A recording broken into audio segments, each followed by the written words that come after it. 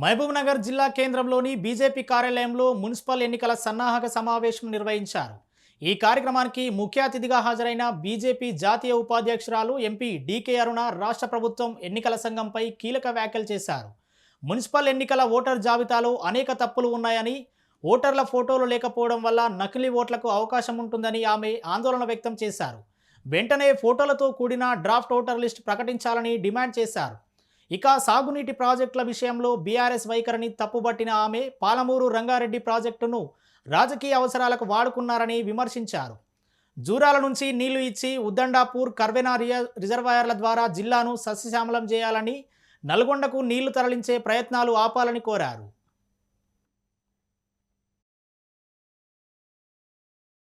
నేను ఈ వార్డులో ఓటు పెట్టుకుంటే ఇంకో వార్డులకు పోయిందని ఇట్లా రకరకాలుగా మనం ఫస్ట్ టైం చూడడం లేదు. అనేక ఎన్నికల్లో మనం ఇది గమనిస్తూనే వస్తున్నాం. కానీ పూర్తి స్థాయిలో దీన్ని సరిచేయడంలో ప్రతిసారి కూడా ఈ లోకల్ బాడీ ఎలక్షన్లనే కరెక్ట్ చేయగలుగుతారు. వాస్తవంగా చెప్పాలంటే గ్రామ సర్పంచ్ ఎలక్షన్లు కానీ, వార్డు మెంబర్లు కానీ, మున్సిపాలిటీలు కానీ, అంటే ఇప్పుడే కనుక వాటిని సరిచేయలేకపోతే సరిచేయడం కూడా చాలా ఇబ్బందిగా మారుతుంది. కాబట్టి దీని మీద ప్రత్యేకమైనటువంటి దృష్టిని పెట్టి రాష్ట్ర ఎన్నికల సంఘం దీన్ని ఎమ్మడే అన్ని విధాలుగా రెక్టిఫై చేసి ఓటర్ లిస్టును మరి కొత్త ఓటర్ లిస్టును ప్రకటించాలని చెప్పి నేను కోరుతా ఉన్నా.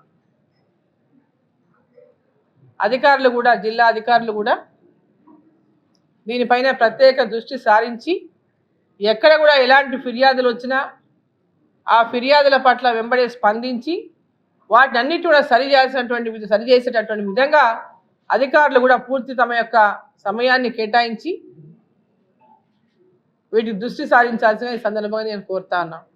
కానీ ఇమ్మీడియట్గా ఈ డ్రాఫ్ట్ ఓటర్ లిస్ట్ ఏదైతే వచ్చిందో తప్పకుండా విత్ ఫొటోస్ ఇస్తేనే దీన్ని ఈ యొక్క వచ్చినటువంటి ఫిర్యాదులను కానీ, తీసుకునే ఫిర్యాదుల పైన కానీ స్పందించడానికి వీలుంటుంది, సమస్యను పరిష్కారం చేయడానికి వీలుంటుంది. కాబట్టి స్టేట్ ఎలక్షన్ కమిషన్ దీనిపైన కూడా వెంబడే దృష్టి సారించి